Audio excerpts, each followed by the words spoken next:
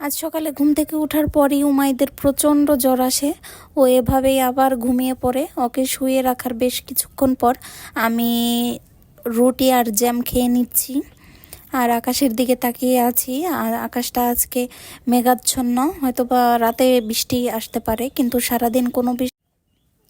এরপর আমি একটু হাঁটতে হাঁটতে বাহিরে যাওয়ার চেষ্টা করছিলাম যে দেখি বাহিরের অবস্থাটা কেমন, কিন্তু দেখলাম যে আশেপাশে অনেক বাতাস আর রোদও তেমন একটা ওঠেনি। উমাইদের জন্য ভালোও লাগছিল না কিছু। ও বেশ কিছুক্ষণ ঘুমিয়েছিল ক্লান্ত হয়ে, বমি করেছে 2বার। এরপর আমি চলে আসলাম গোলাপ গাছটার সামনে। দেখছিলাম নতুন বেশ কিছু কলি ধরেছে, 5-6টার মতো।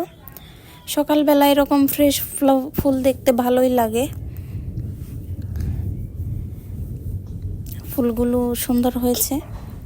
এরপর আমি গাছের আমগুলো দেখছিলাম। এসব দেখতে দেখতে প্রায় 10:30 বেজে গিয়েছে। দেখলাম আম্মু খুদের ভাত করেছে, সাথে লাল মরিচ ভর্তা। আমি এটা দিয়ে অল্প একটু খেয়ে নিচ্ছি। দাঁতটা এখনও ভালো হয়নি, ব্যথা আছেই। এরপর উমাইদ উঠেছে ঘুম থেকে, বলল লিচু খাবে। দিলাম, কিন্তু সে ফেলে দিল। এর বেশ কিছুক্ষণ পর আবার ওর অনেক জ্বর আসে। ওর শরীর মুছিয়ে দিয়েছি, মাথায় পট্টি দিয়ে দিয়েছি, ও আবার ঘুমিয়ে পড়েছিল। সবাই ওর জন্য দোয়া করবেন। আল্লাহর রহমতে এখন ভালো। এবার আমি দুপুরের খাবারটা খেয়ে নিচ্ছি।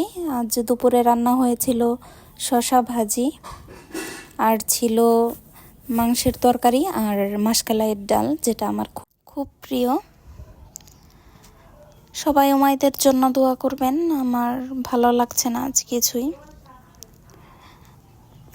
আসলে শরীর সুস্থতাই সব থেকে বড়। শরীর খারাপ থাকলে কোনো কাজেই মন বসে না, আর বাচ্চার কিছু হলে তখন তো আরও কোনো কাজেই মন বসে না।